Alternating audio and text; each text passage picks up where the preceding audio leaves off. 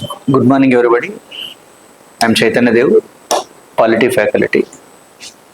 In this class, we will try to discuss what is polity syllabus for Group 2 and how to prepare the Group 2.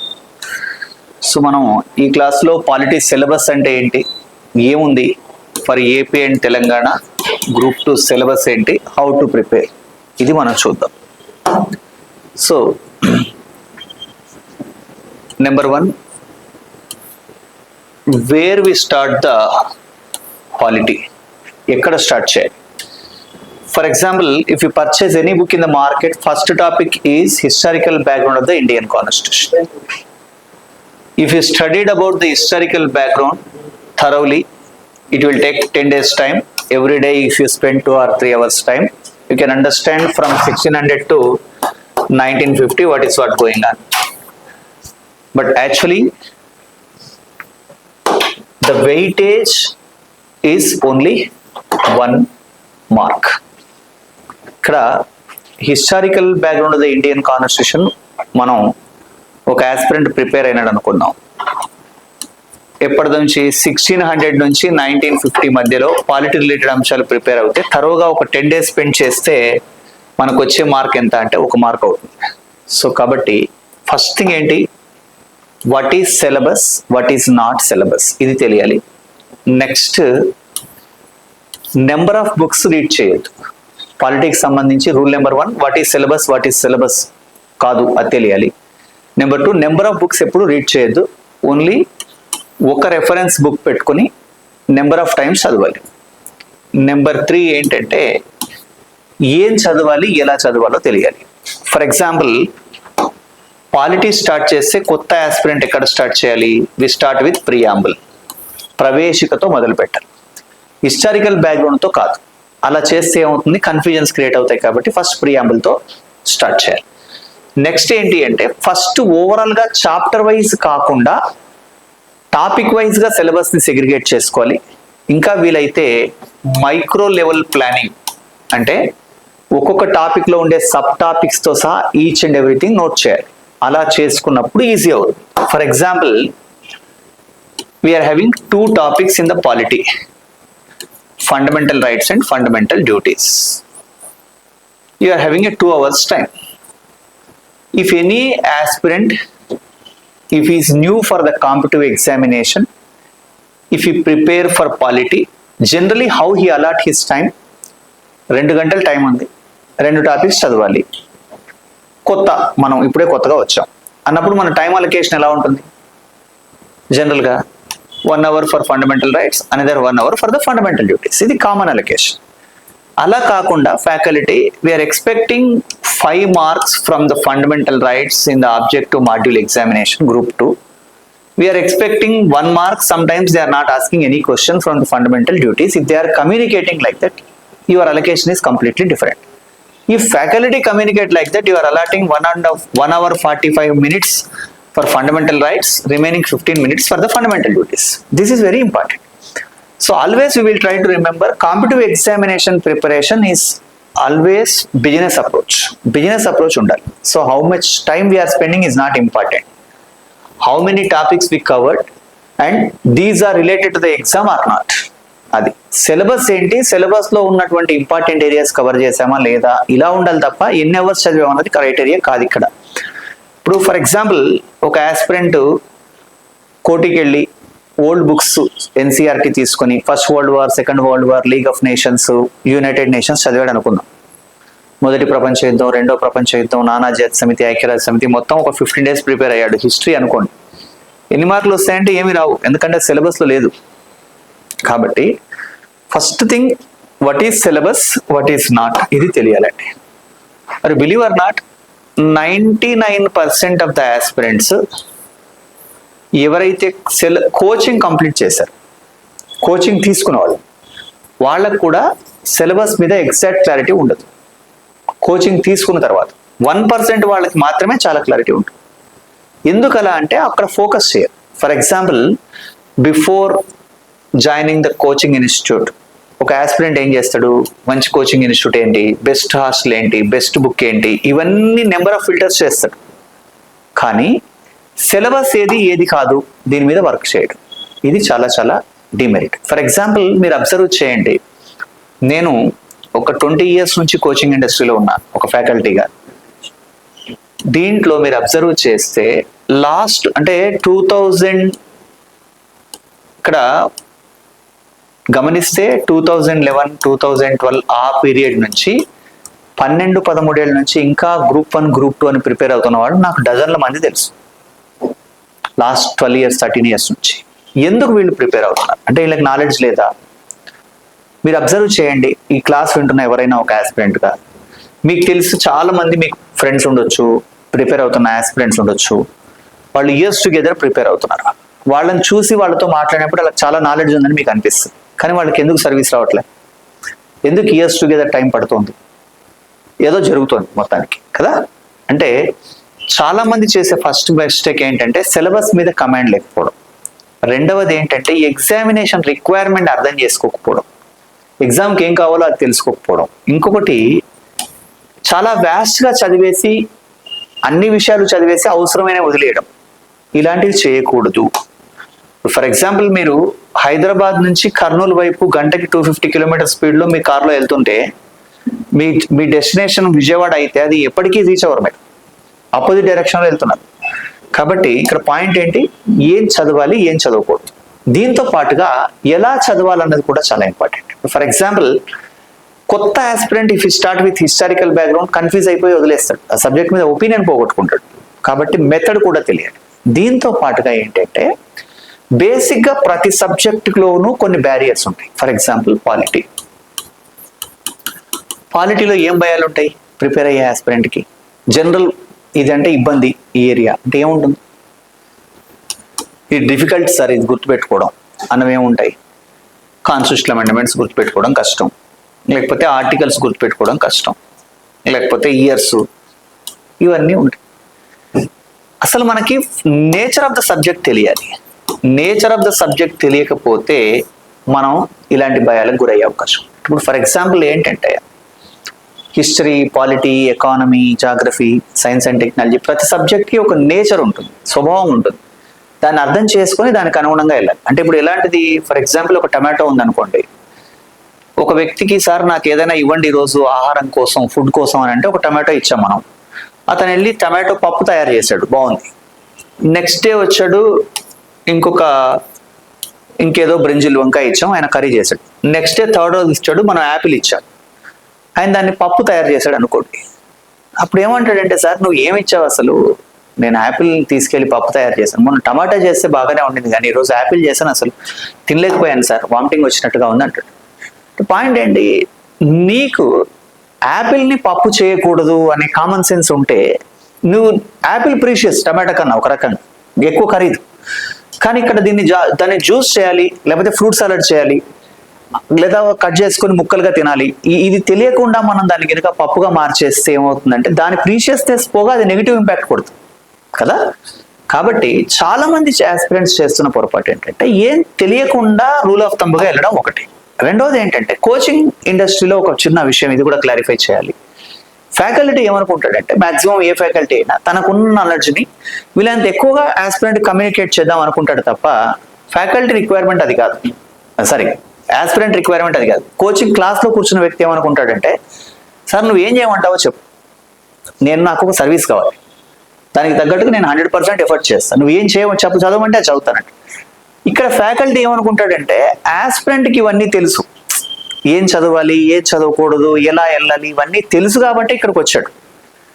కాబట్టి ఇప్పుడు ఇవన్నీ తెలిసిన తర్వాత మనం చెప్పడం కూడా కరెక్ట్ కాదు కదా. మనం ఫ్యాకల్టీ ఏంటి గైడ్ చేయాలి కదా, కంటెంట్ ఇవ్వాలని కంటెంట్ ఇస్తాడు. మరి నువ్వు ఎందుకు ఇవన్నీ మాట్లాడుతున్నావు అంటే నేను 6th క్లాస్లో ఉన్నప్పటి నుంచి నాకు అశోక్ నగర్ తెలుసు, నేను స్కూల్లో ఉన్నప్పటి నుంచి నేను చూస్తున్నా ఈ ఇండస్ట్రీని. కాబట్టి నాకు ఇక్కడ నేను ఇంటర్మీడియట్లో గ్రాడ్యుయేషన్లో ఉన్నప్పుడు కాంపిటిటివ్ ఎగ్జామినేషన్స్ అంటే ఏంటో చెప్పిన వాళ్ళు నాకు, తర్వాత నేను ఫ్యాకల్టీ అయిన తర్వాత నా క్లాస్లో కూర్చున్న వాళ్ళు ఉన్నారు. ఆ ఎక్స్పీరియన్స్తో చెప్తున్నా. అంటే ఇక్కడ చాలా మందికి జరిగే నష్టం ఏంటంటే ఆస్పిరెంట్కి ఏం కావాలో ఫ్యాకల్టీకి తెలియకపోతే ఫ్యాకల్టీ చాలా బ్రాడర్గా ఇస్తున్నాడు, కానీ అది తీసుకోవడానికి అతనికి తెలీదు. పోనీ ఈ కమ్యూనికేషన్ గ్యాప్తో చాలా పోతుంది ఒకటి. రెండవది ఏంటంటే ఇవన్నీ చెప్తే మనం ఏమనుకుంటారో మరి చిన్నపిల్లలాగా ట్రీట్ చేస్తారేమో అనే ఫీలింగ్ కూడా ఒకటి ఉంటుంది, అందుకని చెప్పరు. ఇంకా ఏంటంటే మనకి సబ్జెక్ట్లో గమనించాలి, కరెక్ట్ అయిన గైడెన్స్ కావాలండి. ఇప్పుడు ఫర్ ఎగ్జాంపుల్ కొంతమంది సర్వీస్, ఒక ఇంట్లో ఒక వ్యక్తికి సర్వీస్ వస్తే వరుసగా 3-4 సర్వీసులు వస్తాయి ఆ ఫ్యామిలీలో. ఎందుకు అలా వస్తాయంటే వాళ్ళు అన్నెసరీ చదవరు, అవసరమైనవే చదువుతారు. ఇక్కడ కంటెంట్ అంటే ఒక పీపీటీ వేసి దాన్ని ఎక్స్ప్లెయిన్ చేయడం కంటెంట్ కాదు. కంటెంట్ అంటే ఏంటి? ఇప్పుడు ఫర్ ఎగ్జాంపుల్ ఒక 100 సార్లు 200 సార్లు ఒక సేమ్ కంటెంట్ ని చెప్పిన ఫ్యాకల్టీ చెప్తున్నప్పుడు ఆటోమేటిక్ గా దాంట్లో ఉన్నటువంటి బిట్వీన్ ద లైన్స్ ఏదైతే ఉంటుందో అదంతా కన్వే అవుతుంది. ఆస్పిరెంట్స్ కూడా డౌట్లు వస్తాయి. కాబట్టి గుర్తుపెట్టుకోండి, పాలిటీ సబ్జెక్ట్ చాలా ఇంట్రెస్టింగ్ సబ్జెక్టు. దీంట్లో కాన్స్టిట్యూషనల్ అమెండ్మెంట్స్, ఆర్టికల్స్, కేసులు ఎవరికైనా అర్థం అవుతాయి, ఎవరికైనా వస్తాయి. కాకపోతే ఒక మెథడ్ ప్రకారం వెళ్ళాలి, దేని చదవాలో తెలియాలి. అది ఎలా అంటే ఫస్ట్ ప్రియాంబుల్, ప్రవేశిక చదవాలి. ప్రియాంబుల్ తర్వాత silent features of Indian constitution, రాజ్యాంగ లక్షణాలు. ఇక్కడ silent features of Indian constitution అంటే ఒక text book, standard text book లో 15-16 లక్షణాలు ఉంటే అవి యాజ్ ఇట్ ఈస్ గా డంప్ చేస్తారు. అలా కాదు. Silent features of Indian constitution చదివే మెథడ్ ఏంటి? ఫర్ ఎగ్జాంపుల్ యూనిటరీయా ఫెడరలా అంటారు. భారతదేశం ఏకకేంద్రనా సమాఖ్యన అంటే సమాఖ్య ఏకకేంద్ర లక్షణాలు ఉంటాయని ఒక చోటు ఉంటుంది. ఓ 100 పేజీల తర్వాత సమాఖ్య లక్షణాలు, ఏకకేంద్ర లక్షణాలు ఇంకో చోటు ఉంటాయి. అలా కాదు. ఎప్పుడైతే యూనిటరీ చదువుతామో అక్కడే యూనిటరీ ఫీచర్ అని చదవాలి, ఫెడరల్ అంటే అక్కడే ఫెడరల్ ఫీచర్స్ అని చదవాలి. ఇప్పుడు కాన్స్టిట్యూషనల్ అమెండ్మెంట్ ఉంది, రాజ్యాంగ సవరణ. Blend with rigidity and flexibility అంటారు. భారత రాజ్యాంగంలో కొన్ని అంశాలు సులభంగా, కొన్ని అంశాలు కఠినంగా ఉంటాయి సవరించడానికి అంటారు. ఇది తెలుసుకున్న తర్వాత నీకు ఫండమెంటల్ రైట్స్ లోకి వెళ్తే రకరకాల కాన్స్టిట్యూషనల్ అమెండ్మెంట్స్ వస్తాయి. మళ్ళీ ఇక్కడ కాన్స్టిట్యూషనల్ అమెండ్మెంట్ మెథడే తెలియకపోతే ఎక్కడో మళ్ళీ 100 పేజీల తర్వాత చదువుకుంటే ఎట్లా? కాబట్టి అసలు రిజిడ్ అంటే ఏంటి, ఫ్లెక్సిబిలిటీ అంటే ఏంటి అనేది తెలిసినప్పుడే మనం కాన్స్టిట్యూషనల్ అమెండ్మెంట్ ప్రొసీజర్, ఆర్టికల్ 368 లో ఉన్న కాన్స్టిట్యూషనల్ అమెండ్మెంట్ ఎలా ఉంటుందో మొత్తం తెలుసుకోవాలి. అలా ఒకదాంతో ఒకటి లింక్ అయి ఉన్న విషయాలన్నీ ఒక చోట తెలుసుకోగలిగితే ఆస్పిరెంట్ కి చాలా advantage. At the same time so many topics are very similar and interrelated. For example, if you spend 10 hours time, if you thoroughly prepare about the president topic, in the president topic, introduction of the president, executive powers, legislative powers, judicial powers, diplomatic powers, military powers, ambassador powers, so many powers are. Then after completion of the president గురించి మొత్తం 10 గంటలు చదివాం, అన్ని powers అన్ని చదివేశాం. Next vice president, తర్వాత ఏమవుతుంది? Parliament, ఇవన్నీ చదువుతాం. నిజానికి అలా కాదు. ప్రెసిడెంట్కి ఏవైతే పవర్స్ సెంటర్లో ఉంటాయో గవర్నర్ కూడా అలాంటి పవర్సే ఉంటాయి. అంటే ఎగ్జిక్యూటివ్, లెజిస్లేటివ్, జ్యుడిషియరీ, ఈ పవర్స్ అన్ని కూడా గవర్నర్కి ఉంటాయి. ఇక్కడ ప్రెసిడెంట్, గవర్నర్ సైమల్టేనియస్ గా ఒకేసారి చదివేస్తే టైం సేవ్, దాంతోపాటు ఇంటర్లింక్ రెండు ఒకేసారి అవుతాయి. అలాగే ఒకసారి ఏం చేయాలి? ఫస్ట్ ఇంటర్ రిలేటెడ్ ఏరియాస్ ఏంటి? ఫర్ ఎగ్జాంపుల్ పిఎం, సిఎం దాదాపుగా దగ్గరగా ఉండేవి. Supreme court, high court, president, governor, 73rd constitutional amendment, 74th amendment, ఇలా ఒకదాంతో ఒకటి సంబంధం ఉన్నవన్నీ ఒక చోట రాసుకొని ఆ ఇంటర్లింక్డ్ ఏరియాస్ అన్ని కవర్ చేయాలి. ఇంకొకసారి ఏమవుతుందంటే ఆస్పిరెంట్ ఒక టెక్స్ట్ బుక్ లో, స్టాండర్డ్ టెక్స్ట్ బుక్ లో 100 నుంచి 120 పేజీలు యావరేజ్ గా ఉండే సమాచారం మీరు చదివారు అనుకుందాం. ఫర్ ఎగ్జాంపుల్ కాన్స్టిట్యూషనల్ బాడీస్ అని ఒక టాపిక్ ఉంది, నియర్ బై 100 to 120 పేజెస్ ఉంటుంది.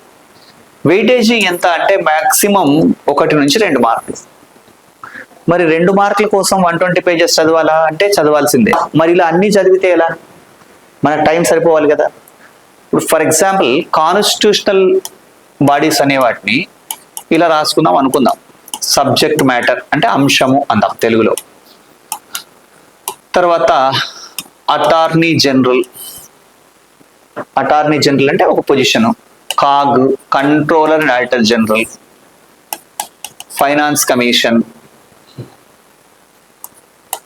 యూపీఎస్సి, ఎలక్షన్ కమిషన్, ఇలా రాసాం. ఇలా రాస్తే మొత్తం రాసుకుంటే 2 పేజీలు అవుతాయి. For example article attorney general 76, CAG 148, finance commission 280, UPSC 315, election commission 324, ఇలా మొత్తం రాసేసాం. కాంపోజిషన్ ఎంతమంది ఉంటారు? Attorney general 1, CAG 1, finance commission 1 chairman 4 members, UPSC 1 chairman, members are decided by the president. ఎంతమంది ఉండాలని రాష్ట్రపతి నిర్ణయిస్తారు. Election commission 1+2, 1 chief election commissioner, to election commissioners. ఇలా మొత్తం ఒక 10 కాలమ్స్ రాసాం, అప్పుడు 2 పేజీలు అయిపోతుంది. అంటే ఇన్స్టెడ్ ఆఫ్ 100 పేజెస్ మనం 2 పేజీల్లో కవర్ చేస్తాం. అలా ఓవరాల్గా ఏవేవి ఇంటర్లింక్ అయి ఉంటాయో వాటన్నిటిని. ఇంకా ఏంటి, ఫర్ ఎగ్జాంపుల్ పార్లమెంట్ అనే టాపిక్ ఉంటుంది. చాలా మంది చేసే పొరపాటు ఏంటంటే ఫండమెంటల్ డ్యూటీస్ తర్వాత ప్రెసిడెంట్ టాపిక్ ఉంటుంది కాబట్టి టెక్స్ట్ బుక్ లో ప్రెసిడెంట్ చదువుతారు. అలా కాకుండా ఫస్ట్ పార్లమెంట్ అర్థం అవుతే ప్రెసిడెంట్ బాగా అర్థం అవుతుంది. ఎందుకు, president is elected by the electoral college అంటారు.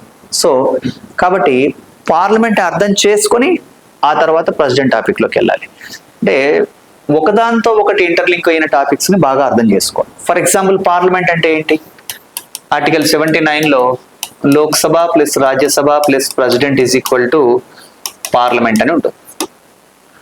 ఒకసారి లోక్సభ గురించి ఒక 10 పేజీలు, రాజ్యసభ గురించి ఒక 10 పేజీలు, అలా కాకుండా మొత్తం పార్లమెంట్ అన్నింటినీ కూడా ఇంతకు ముందు లాగానే టేబుల్ వేసేసి, ఫర్ ఎగ్జాంపుల్ సబ్జెక్ట్ మ్యాటర్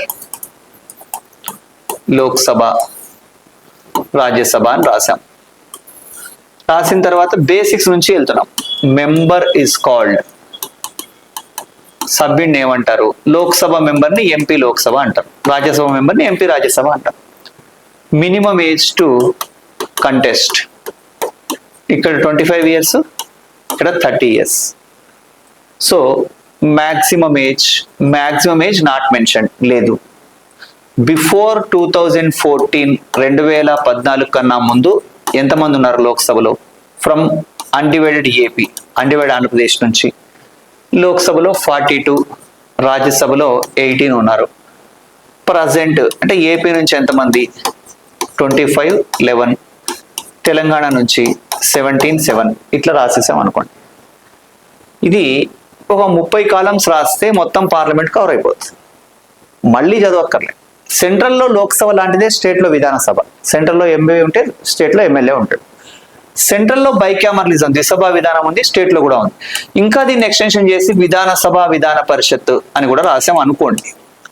లోక్సభలో ఉండే అతన్ని ఏమన్నాం, ఎంపీ. రాజ్యసభలో ఉండే అతన్ని ఎంపీ. విధానసభలో ఉండే వ్యక్తిని ఎమ్మెల్యే అంటాం. విధాన పరిషత్ ఎమ్మెల్సీ అంటాం. మినిమం ఏజ్ ఇక్కడ 25 years, ఇక్కడ అప్పర్ హౌస్ కాబట్టి ఇక్కడ 30 years, ఇక్కడ కూడా మాక్సిమం ఏజ్ లేదు, రాసేసాం. ఈ నెంబర్ స్టేట్ డివిజన్ తర్వాత 2014 తర్వాత మారింది కాబట్టి 2014లో 294 ఎమ్మెల్యేస్ ఉండేవాళ్ళు విధానసభలో, విధాన పరిషత్లో 90. ఇప్పుడు ఏపీలో 175, విధాన పరిషత్లో 58, తెలంగాణలో 119, ఇక్కడ మనకి 40 మెంబర్స్. మొత్తం టేబుల్ వేసేసాం అనుకోండి, 4 పేజీల్లో అయిపోద్ది కదా, 50 పేజీల బదులు. ఎక్కడైతే గ్యాప్ ఉంటుందో అది ఫ్యాకల్టీ ఎక్స్ప్లెయిన్ చేస్తాడు, నీట్గా రాసేసుకుంటారు, భయమే ఉంటుంది. కాబట్టి మెథడ్ తెలియాలి, ఎలా ప్లాన్ చేసుకోవాలో తెలియాలి, ఏం చదవాలో తెలియాలి, అట్ ద సేమ్ టైం ఏం చదవకూడదో తెలియాలి. ఇలా తెలుసుకోగలిగితే ఫస్ట్ టైం సేవ్ అవుతుంది, ఓవరాల్ కాన్సెప్ట్ క్లారిటీ వస్తుంది. సో కాబట్టి 1 by 1 ప్లాన్ చేసుకోవాల్సినటువంటి అవసరం ఉంటుంది. ఇక బేసికల్గా గమనించండి, ఆర్టికల్స్ అంటే ఎందుకు భయం ఉంటుంది అంటే అసలు ఆ సబ్జెక్టే కొత్త. అలాంటప్పుడు దాని గురించి మనకేమీ తెలియనప్పుడు సహజంగా భయం ఉంటుంది. అలా కాకుండా ఒక్కొక్క ఆర్టికల్ కాకుండా ఓవరాల్ గా ఆర్టికల్లో ఉన్న మొత్తం విషయాలు తెలిసాయి అనుకోండి, చాలా ఈజీగా ఉంటుంది గుర్తుపెట్టుకోవడం. ఫర్ ఎగ్జాంపుల్ ఆర్టికల్ 15 ఏమంటుంది, ప్రొహిబిషన్ ఆఫ్ డిస్క్రిమినేషన్స్, వివక్షల నిషేధం అంటున్నారు. 15(1)లో ఏం చెప్తున్నారు, government is not allowed to show the discrimination, ప్రభుత్వం వివక్షలు చూపకూడదు వ్యక్తుల మధ్య. ఎలాంటి వివక్షలు, కుల, మత, జాతి, జన్మస్థాన, లింగ, caste, religion, race, birth place, gender. 15(2)లో సిటిజన్స్, పౌరులు వివక్షలు చూపకూడదు అన్న. అంటే 15(1) ప్రకారం గవర్నమెంట్ ఎక్కువ తక్కువ అని చూపకూడదు, డిఫరెన్స్ చేయొద్దు. 15(2) ప్రకారం సిటిజన్స్ ఆ డిఫరెన్స్ షో చేయొద్దు. 15(3) ప్రకారం ఏం చెప్తున్నారు అంటే whatever the special facilities are provided for the women and children are not against the equality. మహిళలు పిల్లలకి కల్పించిన ప్రత్యేక సదుపాయాలు అంటే ఉమెన్ రిజర్వేషన్ అనేది అగైనిస్ట్ కాదు, ఈక్వాలిటీలో భాగమే, తప్పనుకోవద్దు మనం అని చెప్తున్నారు. 15(4) SC/ST reservations, 15(5) OBC reservations, 15(6) EWS reservations. ఇక్కడ అబ్జర్వ్ చేయండి, 15(4) SC/ST, 15(5) OBC, 15(6) EWS. ఇప్పుడు మొత్తం కాన్సెప్ట్ తెలిసినప్పుడు ఈజీ అవుతుంది. 15:1 ఎవరు డిఫరెన్స్ చూపించారు? Government. 15:2 citizen. 15:3 womens and childrens are having a special facilities. 15:4 whatever the special facilities are provided for the SC ST are not against the equality. 15:5 OBC. 15:6 ఇప్పుడు just you are spending 1 minute, but you have chance to remember all the subclasses. So whenever we are having a crystal clear idea about the concept, we have chance to understand so many things. So this is very important. But at the same time, sir, is it required to remember all the 395 numbered articles in the Constitution? For example, if you observe the local government, they are asking different questions. They are asking about the fact-oriented questions also. For example, what are the local governments in India? In India, two types of local governments are there, majorly rural local governments and urban local governments. In the rural local governments, in the top level, we are having a district Jilla Parishad. In the middle level, we are having a mandal. In the village level or grassroots level, we are having a village panchayat. Village panchayat. So, in the urban local governments, in the top level, we are having a corporations. In the lower level, we are having a municipalities. If they ask the question, in all the levels, political heads are there, members are there. For example, recently we observe in Telangana village panchayat elections. In the village level, ward members and sarpanch both are there. In the middle level, mandal. In the mandal level, we are having a MPTCs and MPP. In the district level, we are having a ZPTCs and ZPP. So, in the municipality level, we are having a municipal councillors and municipal chairman. In the corporation level, corporators and mayor, different positions are there. They are asking questions about the reservations, term of office, everything. For example, they are asking a question. They are not asking question what is the term of office of the sarpanch. They are asking question term of office of the sarpanch is 5 years, is mentioned in which article? If they ask the question related to the term of office of the sarpanch, I am not asking which article, I am not expecting answer from you, but at the same time, whenever they are asking a question about the term of office of the sarpanch, how many types of questions we can expect from this area? For example, in the rural local governments, we are having a village panchayat, mandal parishad and jilla parishad. In the 3 levels, 3 political heads are there, 3 types of members are there. 3 plus 3, 6. In the urban local governments, we are having a municipality and corporation. 2 political heads and 2 types of members. Total 10 positions are there. For example, if they ask the question, what is the term of office of the sarpanch? You can answer 5 years. But these type of questions are not asking even in the constable exam. They are asking, what is the term of office of the sarpanch is 5 years, is mentioned in which article? If they ask these type of question, how many types of questions they can ask from the term of office? 10 types of questions or 10 questions. They can ask what is term of office sarpanch or ward member or MPTC or MPP, ZPTC, ZPP, whatever. So,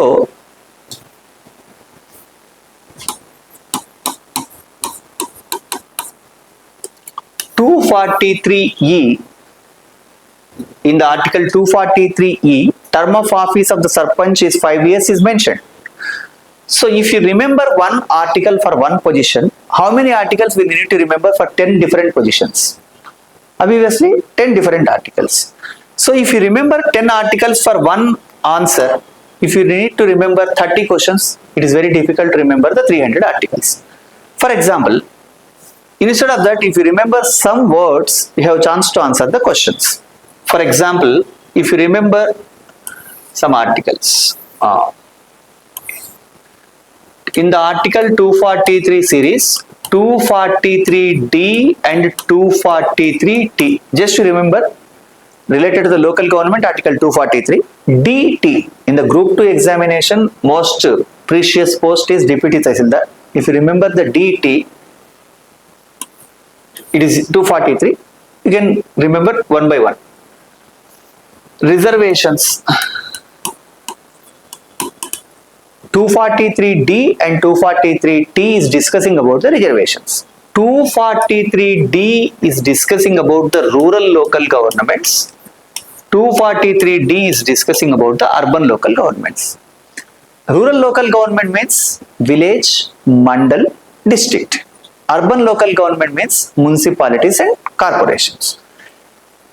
If you remember one article, it is sufficient for 6 positions in the rural local government. For example, reservations are there in the village level for the ward member position. It is mentioned in which article? 243D. Reservations for the Sarpanch, 243D. MPTCs, MPP, ZPTCs, ZPP, all are related to 243D. Instead of remembering 6 articles, if you remember one article, it is sufficient. 243T is related to urban local governments, municipalities and corporations. If they ask the question, reservations are there in the municipal corporation, it is mentioned in which article? 243T. So instead of remembering 10 articles, if you remember 2, it is good or not?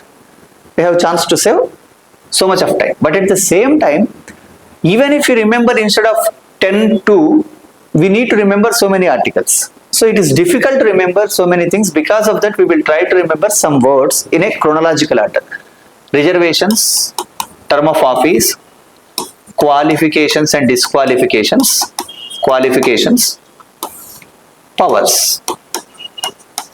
If you remember these 4 words, keenly observe: reservations, term of office, qualifications and powers. If you know about the alphabets, you can answer all the questions. For example, reservations are there in the rural local governments is mentioned in which article? Reservations are there in the rural local governments is mentioned in which article? 243D. Reservations in the Sarpanch election? Same. In Mandal Parishad and Jilla Parishad? Same. So in the municipality we are having a reservations, it is mentioned in which article? 243T urban. So what is the next letter after the D in the alphabet? D, E. After the T, next letter U. Term of office of the Sarpanch is 5 years is mentioned in 243E. Ward members, MPTC, MPP, ZPTC, ZPP, 243E. Municipality and corporations term of office 243U. Qualifications of the ward members is mentioned in the constitution in which article? F. That's all. 243F. Qualifications of the Sarpanch? Same. Qualifications of the MPTCs, MPP, ZPTCs, ZPP? 240. Qualifications of the mayor is mentioned in which article? V. That's all. If you make a table like this, you have a chance to remember so many things. So how to plan and how to prepare, it is very important. How to plan and how to prepare. So if you are spending 20 hours time, it is difficult to remember the 243 series. Instead of that, if you are spending 1 hour in a calculated manner, in a systematic manner, in an organized manner, you have a chance to expect 3 to 4 marks from this area. So not only articles related to the cases, constitutional amendments, everything. So ఒక ప్రతిదానికి ఒక method ఉంటుంది. ఆ method తెలియడం చాలా చాలా important. Organised మెథడ్లో వెళ్తే చాలా ఈజీ అవుతుంది. ఇది మనం ఫస్ట్ గమనించాలి. Related to the group 2 examination మీకు ఏమైనా డౌట్స్ ఉన్నాయి? ముఖ్యంగా పాలిటిక్స్ సంబంధించి భయాలు, అనుమానాలు, డౌట్స్ ఇవన్నీ ఉన్నాయి ఏమన్నా? Nothing. First time. So why you are preferring for the group 2 exclusively? Recently I am working as a excess constable at excess. Okay. Right now I am yes. Okay. So I want to start with for groups. So why you are not focusing on other competitive examination like group 1 and civils? Because right now my posting is Excise Academy. Okay Right now the Group 2 AES and Group 1 from the AES officers and sub inspectors of Excise Department were undergoing training in our provinces. Okay okay so one thing we will try to remember, if you spend 1 year time sincerely an organized manner, you have chance to crack the executive post in the group 2. There is no question. After that 1 year, again if you spend 4 to 5 months, you have chance to become a RDO also. That is not difficult. First we will try to observe one thing. In the competitive examination, we are in 2026. In this period, very few people are focusing thoroughly about the competitive examination. So many people are applying. 5 lakh, 6 lakhs people are applying. If you observe in Telangana or Andhra Pradesh, 50% of the aspirants, they are absent for the exam.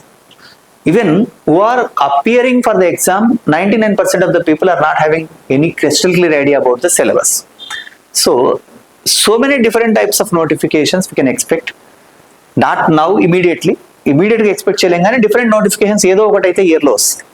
So ఒక్కసారి కనుక focus చేయగలిగితే ఏమవుతుందంటే మనకి 2 రకాల advantages. ఒకటి, basic requirements fulfil అయిన తర్వాత we can add some value to the society, అదే ఒకటి. At the same time social contribution కూడా ఉంటుంది కదా.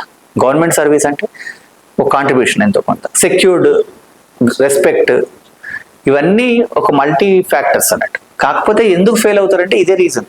నెంబర్ ఆఫ్ బుక్స్ చదవడం, అన్నెసరీగా చదవడం, లేకపోతే బుక్ ఎంబడెంబడే ఫ్రీక్వెంట్గా మార్చేయడం, ప్రాపర్ గైడెన్స్ లేకపోవడం, సిలబస్ తెలియకపోవడం, ఇలాంటివి చేస్తారు. కాబట్టి ఈ ఎలిమినేట్ చేసుకోగలిగితే 1 year చాలా సఫిషియంట్ గ్రూప్ 2 ఎగ్జామినేషన్ రాయడం కోసం.